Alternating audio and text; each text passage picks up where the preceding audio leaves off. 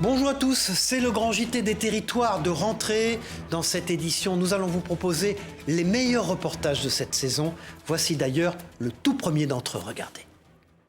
Là, ce qu'on va faire ce matin, c'est appeler votre assistance pour avoir les prises en charge pour le remorquage. Remorquer des véhicules, voici le quotidien de cette entreprise proche de Quimper. Pourtant, depuis plusieurs mois, cette entreprise dénonce des dérives comme l'apparition d'usurpateurs. C'est une annonce qui est passée sur Le Bon Coin avec notre nom de société, notre numéro de SIRET.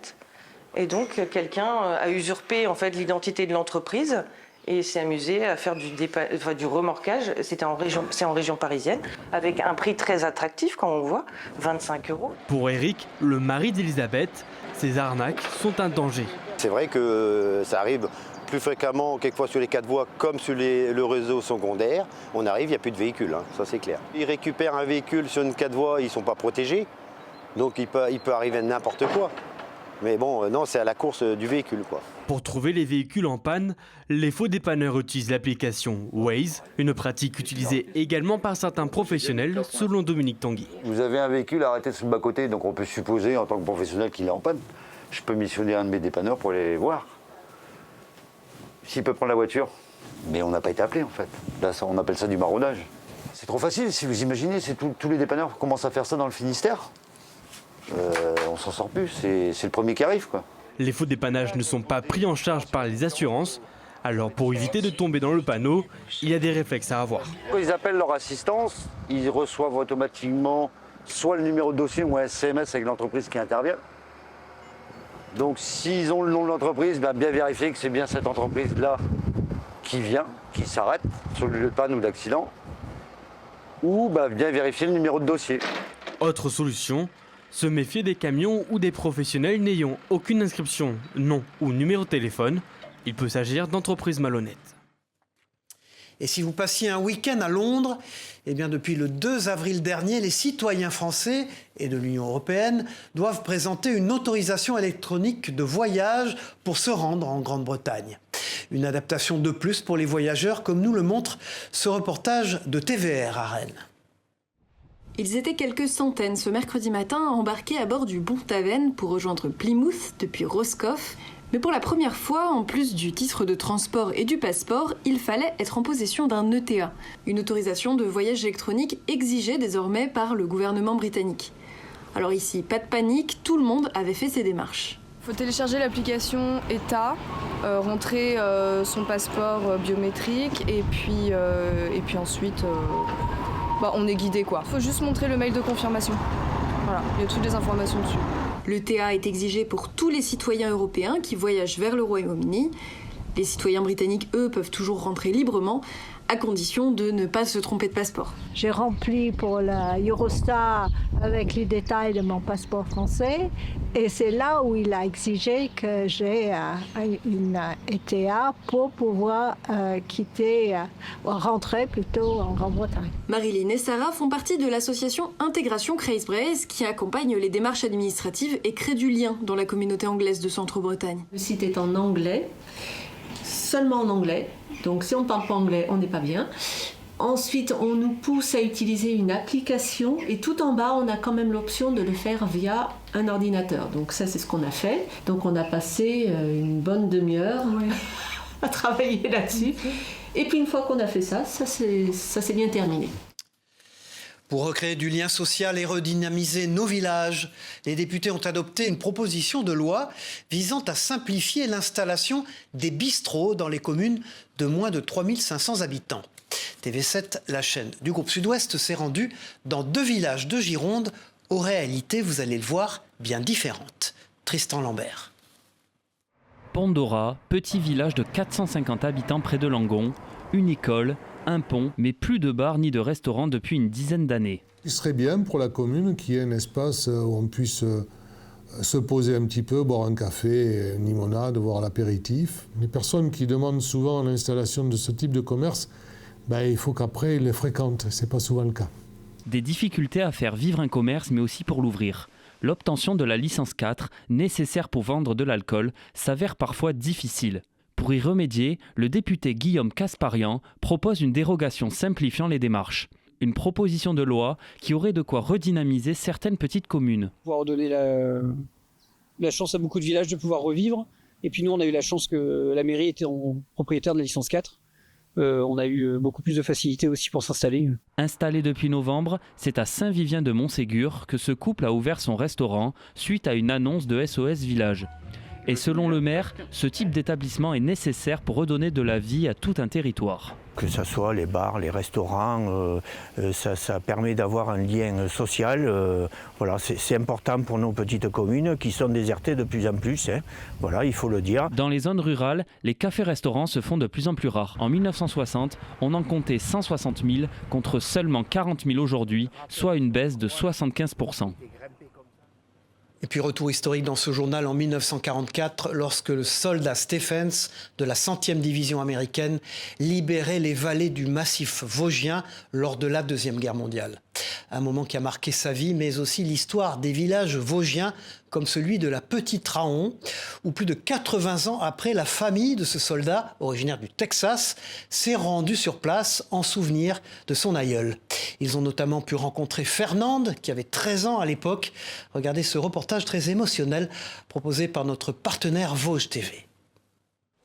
Une famille venue du Texas aura marché dans les pas de son aïeul, le sergent d'état-major Ben C. Stephens, engagé volontaire au sein de la 100e division américaine, qui libérait en novembre 1944 des vallées à l'est des Vosges.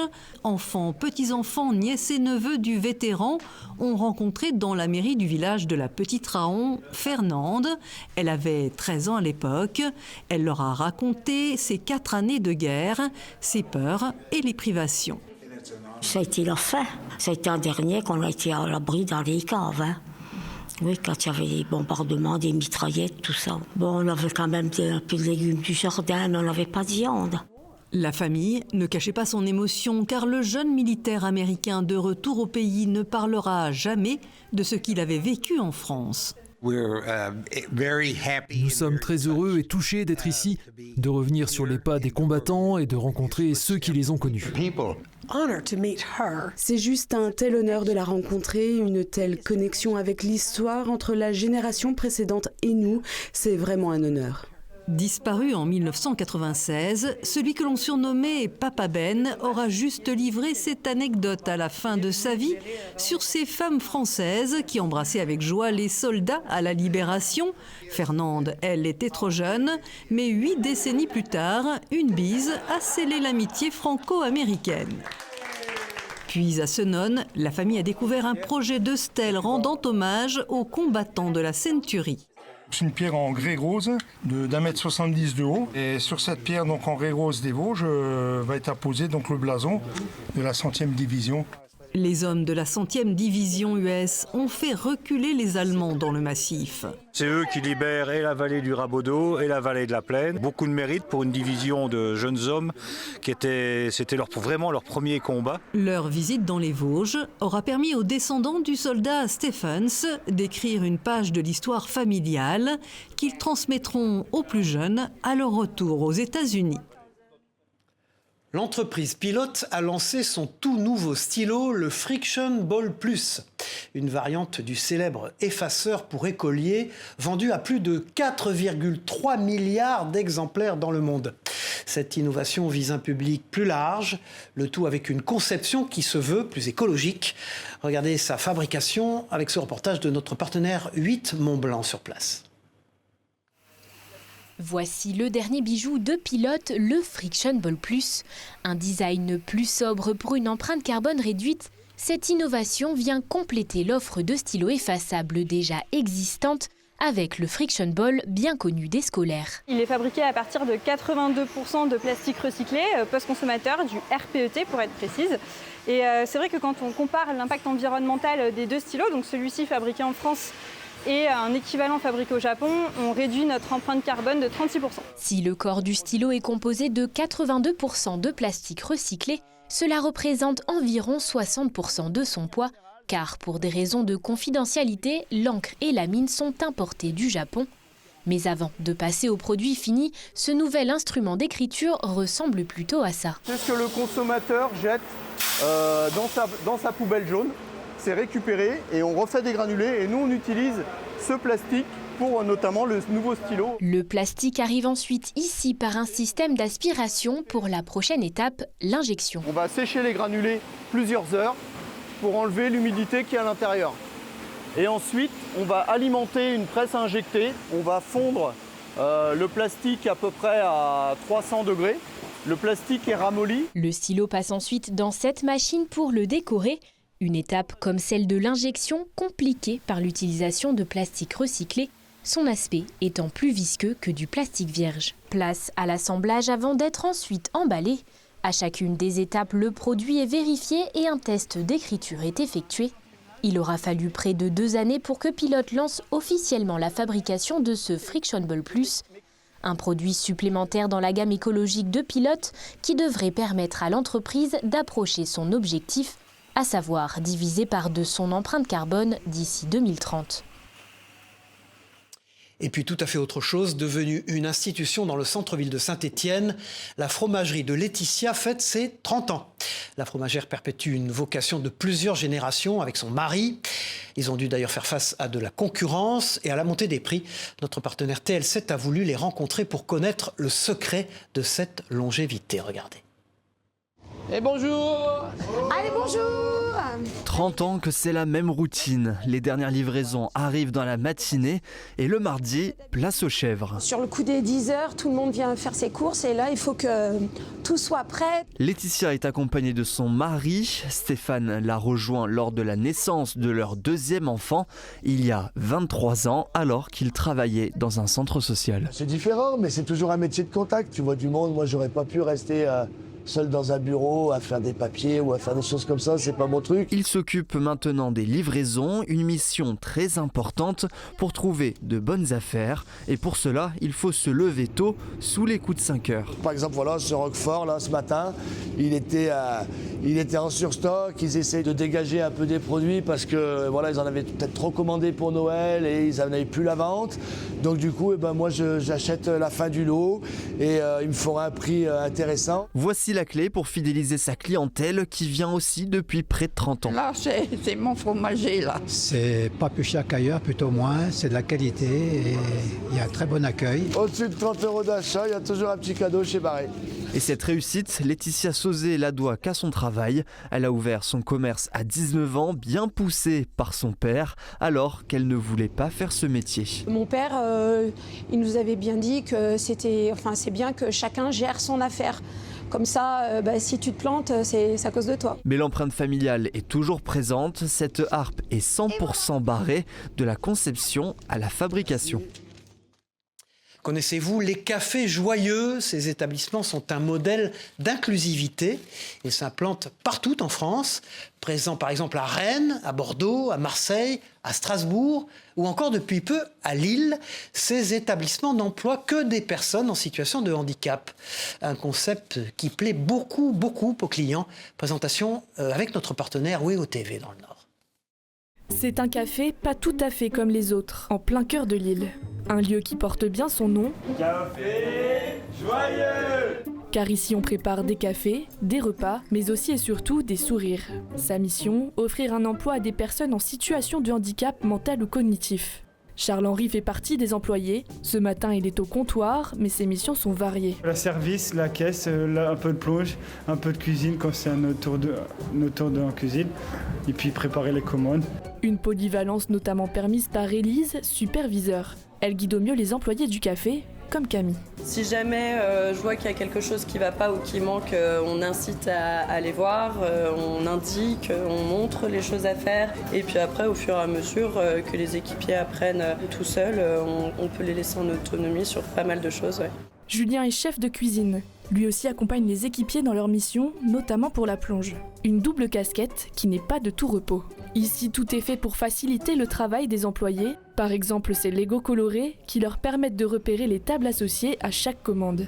Un fonctionnement qui rend possible un service de qualité à la clientèle, mais c'est surtout la personnalité des serveurs qui l'a séduit. C'est absolument génial, hein. C'est de se faire accueillir comme ça par des gens qui sont absolument heureux de travailler et tout, c'est génial. Un petit mot, un remerciement, le livre d'or est là pour ça, et il ne manque jamais de messages. Ça fait du bien parce qu'au moins, ils sont constructifs, les messages sympas comme tout, c'est sympathique, voilà, c'est bienveillant.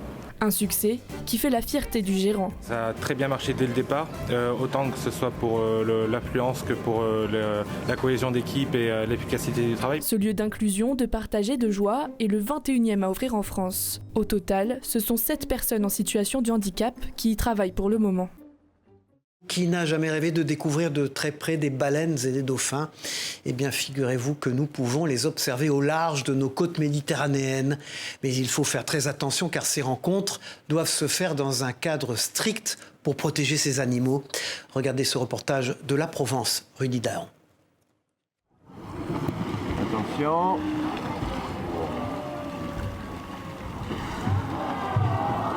Un cachalot d'une vingtaine de mètres au large de Bandol, ce n'est pas un rêve mais bien une réalité qui demande néanmoins de la patience et surtout de la concentration.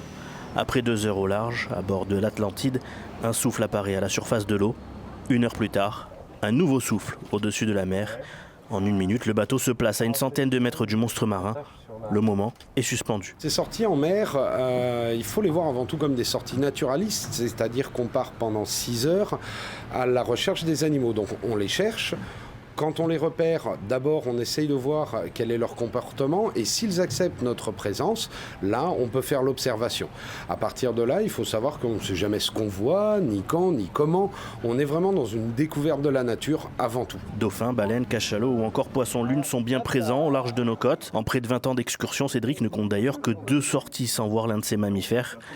Des sorties qui se font d'ailleurs dans le respect total de l'animal. Les animaux, déjà avant même de les approcher, est-ce qu'ils acceptent qu'on les approche? Ça, c'est la première question à se poser. Des fois, on ne les approche pas. Si l'animal est en train de dormir, de se reposer, là, il n'y a pas d'approche. On ne tente même pas le coup. Quand ils chassent, on ne s'approche pas non plus. Ils sont en train de manger, donc on ne les dérange pas. Par contre, quand ils acceptent notre présence, on s'arrête à 100 de mètres. Là, on se met en parallèle. Et on laisse l'animal décider ou non d'approcher. Donc des fois, la baleine vient au contact du bateau, passe sous le bateau, ressort de l'autre côté, c'est génial. Des fois, la baleine refuse complètement ou ne nous calcule pas du tout. Des sorties en mer qui, en plus de permettre d'apercevoir ces rois des mers dans leur milieu, sensibilisent à leur fragilité, notamment grâce aux histoires du capitaine. Et c'est peut-être ça le plus important.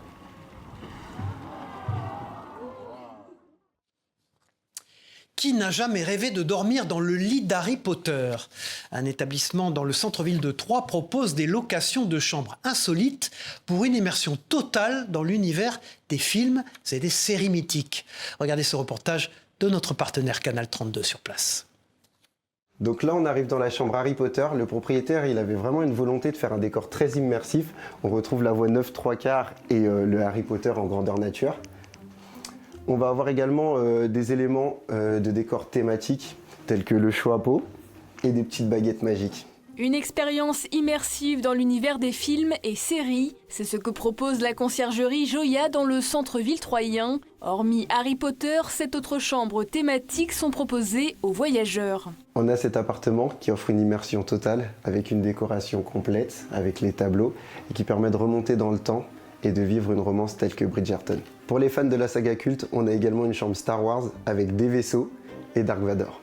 Et pour ceux qui souhaitent une ambiance parisienne, vous avez également la chambre Emily in Paris qui vous permet de vous asseoir au bord d'une terrasse pour déguster votre café. Il y a énormément de thèmes qui sont abordés au sein de cet immeuble. On a essayé de choisir les thématiques qui allaient le plus plaire aux voyageurs.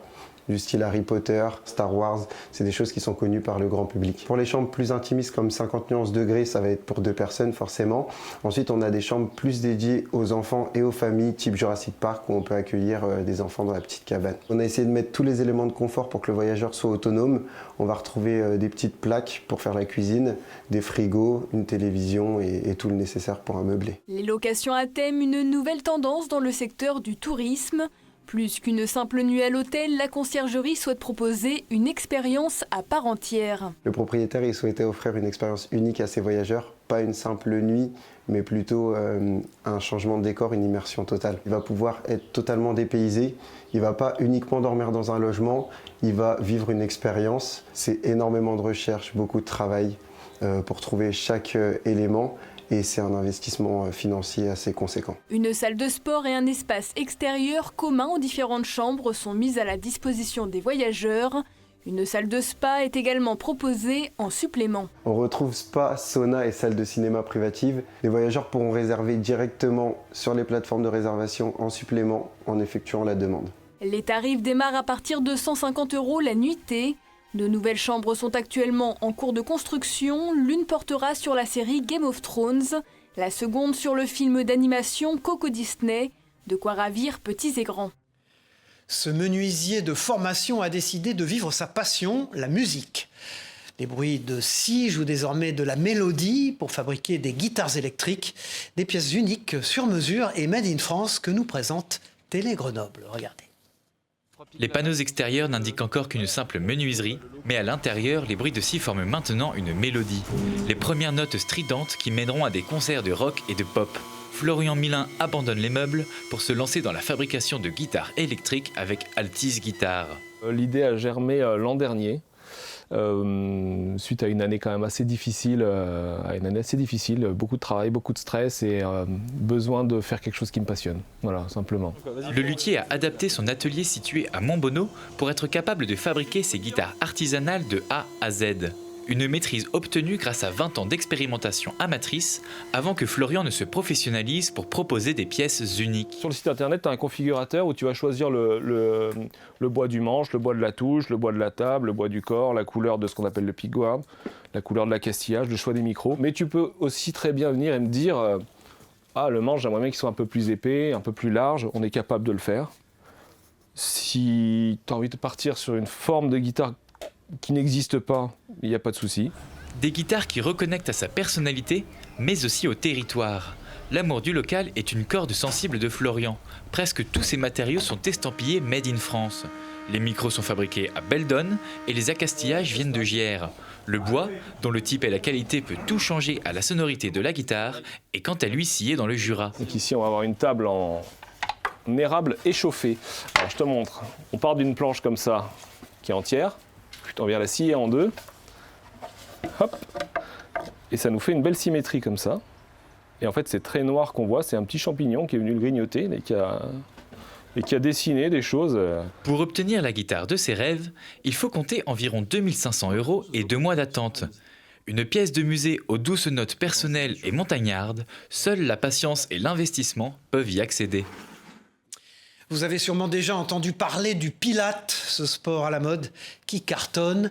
Cette pratique envahit les salles de sport et les réseaux sociaux. Le Pilates allie renforcement musculaire et détente. Et si les exercices paraissent faciles à première vue, ils ne le sont pas. LMTV Sarthe est allé assister à un cours de Pilates. Regardez. Le dernier maintien. La tête à l'envers, allongée ou encore à 4 pattes, non, Chantal n'est pas installée sur un engin de torture, mais sur une machine de pilates réformeur. La preuve, quand on lui demande comment elle se sent. En super pleine forme, il n'y a pas de problème, on est bien. Détendu, étiré, ça fait du bien. C'est physique sur le coup, mais après ça va. Le pilates est une méthode de renforcement musculaire, idéale pour travailler ses articulations, sa posture et réduire le stress. Pour cela, différentes méthodes, sur machine ou sur tapis. Pour Caroline, l'objectif est d'amener l'élève dans une meilleure forme physique à la fin du cours. Ça s'adresse à tout le monde. Autant à des jeunes qui ont des soucis par exemple de scoliose, très important, et j'ai des élèves qui ont jusqu'à 88 ans. Depuis 2 ans, le pilates est le nouveau sport à la mode. Pourtant, la méthode date des années 20. Aujourd'hui, on retrouve plus de 30 millions de hashtags pilates sur Instagram. La discipline fait rêver les jeunes femmes en quête de minceur rapide. Les réseaux sociaux donnent peut-être l'impression que les bienfaits arrivent trop vite. On ne peut pas, au bout de 10 séances, avoir déjà tous les bienfaits. Il faut quand même être honnête. Les bienfaits arrivent au bout d'une trentaine, par exemple, de séances. Il faut donc être patient et régulier. Caroline préconise de faire 1 à 2 cours de pilates par semaine. La clé pour garder un esprit sain, dans un corps sain. Un hommage aux soldats du feu, bien souvent peu reconnus à leur juste valeur. Un musée des pompiers a ouvert pour eux ses portes dans l'Aube. Ce lieu retrace l'évolution des équipements de secours et de lutte contre les incendies. Des pièces uniques depuis le 19e siècle jusqu'à aujourd'hui que nous présentent nos confrères de Canal 32 sur place. Regardez. L'espace mémoire des sapeurs-pompiers de l'Aube retrace sur 700 mètres carrés près de 2 siècles d'évolution des équipements dans le département, de 1830 à aujourd'hui. Dès les premières visites, la surprise est au rendez-vous. Elle témoigne de l'engagement et de la réalité du métier. Des fois, ils avaient prêté main forte à la commune à côté, donc ils pouvaient courir en tirant la pompe pendant 10-20 km. Les membres de la commission Histoire ont consacré 18 mois à transformer ce lieu en un espace muséal.